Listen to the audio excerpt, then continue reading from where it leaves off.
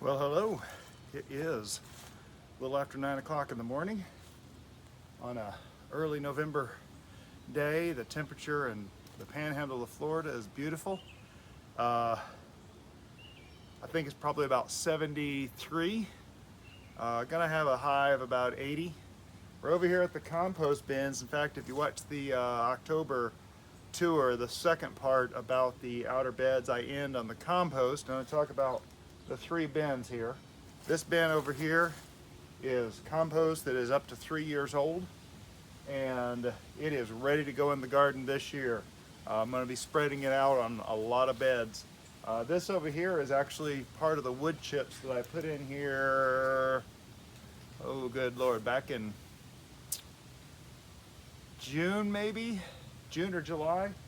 And these are just composting. And what I'm doing with these is, as we build this, the box that we're building this year, we'll be putting some of this stuff in, kitchen scraps.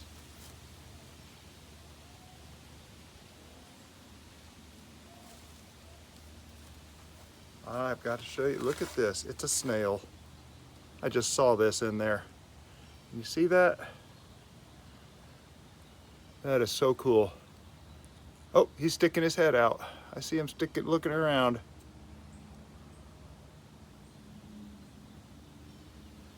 Anyway,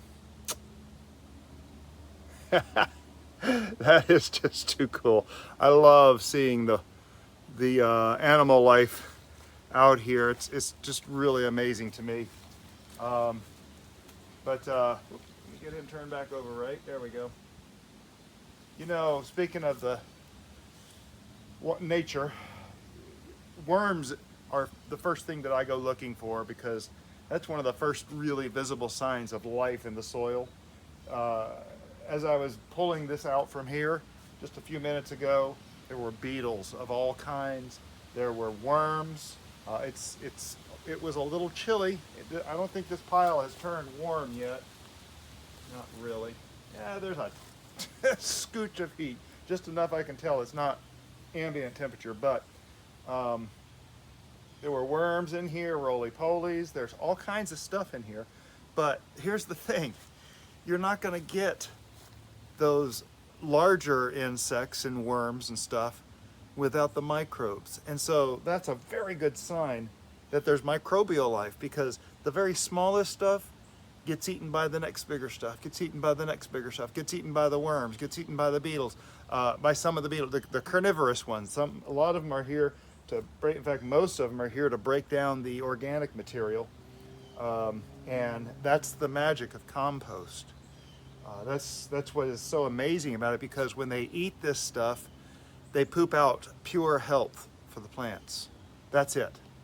And you want that cycle to go, and it'll generate heat, and it'll do various things. But what I wanted to do today, and that is just very exciting to see. But what I want to do today, if you see that part 2 of the October garden tour, you will see I talk about this, and I talk about how I'm going to redo this middle bin with the DeWitte Sunbelt fabric. Now this is an experiment. Last time I used the cardboard,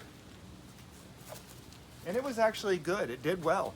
I was very pleased with it. I basically want to line the sides with something to keep it from spilling out. The cardboard did deteriorate pretty quickly. I have two concerns about the DeWitte fabric. Number one, it's tough.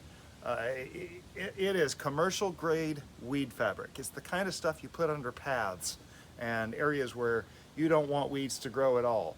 But you have to really be careful with it, because I'm wondering if it will work here for compost. It won't break down, not for a long time, not till 2024, when I'm ready to spread this in the garden. And I intend to collect a lot of compost in this next year, but in 2024, this stuff will be spread into the garden and be nutrients for that year's plants. So we're planning ahead 2 years, so 2 growing seasons. So anyway, I'm going to measure this, and should be 40 inches, 55. 40 inches. So I'm going to cut a piece that'll go around the outside of this. I'm not going to worry about the inside of this. But let's see, 40, 80, 100, so say 10 feet long. So let's go cut up a piece of that 10 foot long that we can hook into here. Hi, I'm Bowtie Dave.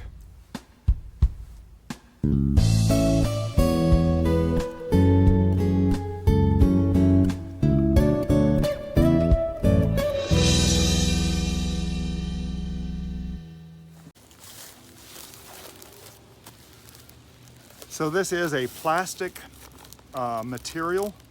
It's very heavy.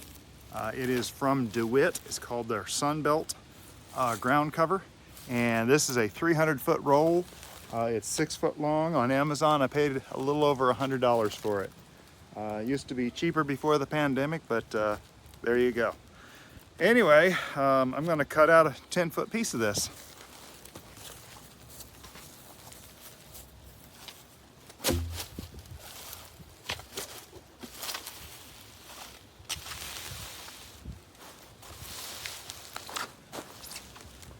Should be plenty long. Oh yeah, plenty. There we go.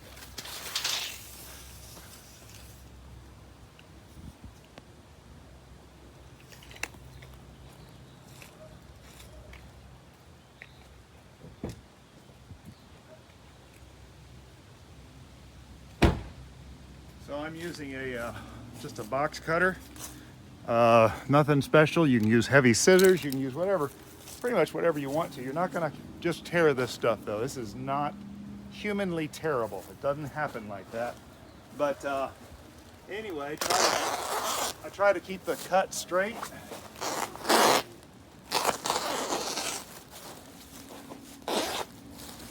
Now after using this for a chunk of the season, I may change my mind, go back to cardboard. I do have some really nice double wall cardboard I get from a corrugation that I get from Lowe's freely.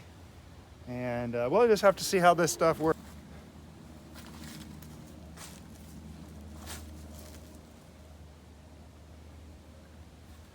So I recently built a handicap ramp for a wheelchair in a house. I am a handyman. Some of you may not know that. But anyway, I'm really bad about saving scrap pieces of wood, especially unusually shaped ones. And this one here just dawned on me. Perfect for holding this in place. So we've got kind of a liner. I'm not wanting to completely close off the ground, so there's a bit of a hole there. I want insects to come and go. Feel welcome to come and go. So that's going to be left like that. I got some old cardboard down there. In fact, some of the cardboard that was on the side over here, I just threw down there on the bottom. Cardboard is interesting because first thing it does is it attracts the worms, and everything kind of goes from there. As it's decaying, the worms love to eat that stuff, and they will feast on it. And this will just, this stuff, and it's pretty much all this stuff is recycled fiber, and so it just kind of lends itself to perfect worm food, especially to attract them. So I like using that stuff. And another thing that I use is this aluminum wire. Now this aluminum wire, you can get a big roll. It's a roll about this big around, costs $45 at Lowe's. I bought it a year ago, and it is the stuff that they attach chain link fence to the post. It's that kind of wire. And the cool thing is, it's actually very flexible. You can use it quite a bit for quite a long time. And so I've got some here, and I used to use screws to hold these things. The screw would break, whatever, things happened, and the screws were not the best thing, I discovered quite quickly. However, I also quite quickly changed to using this stuff.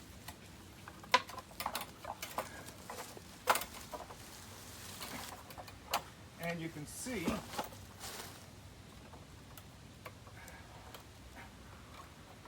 it can be twisted into shape, and then take these sharp ends and turn them down so no one gets caught on them, because I'm through here a lot. But I'll do that on both sides.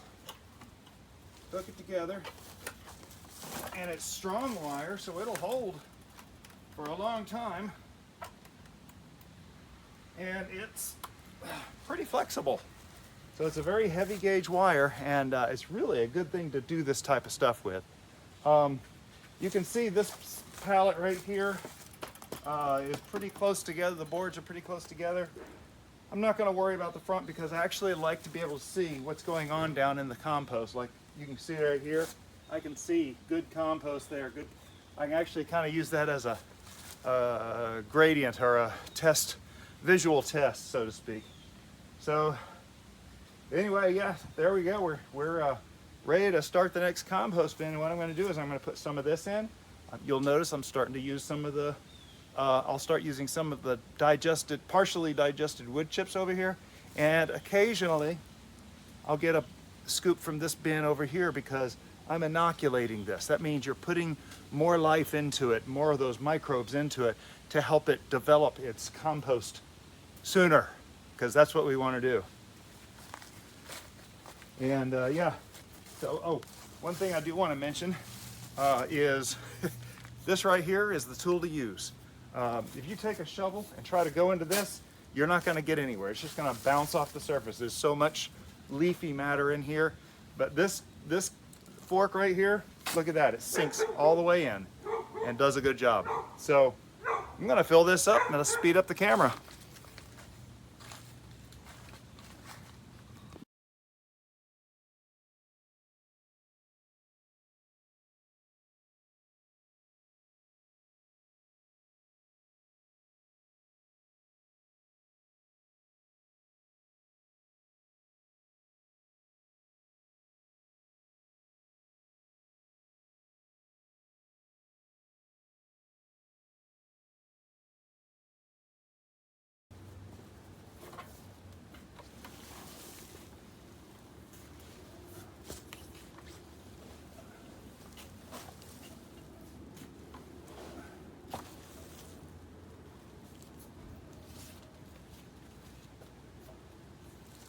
So there it is, a little less than half full.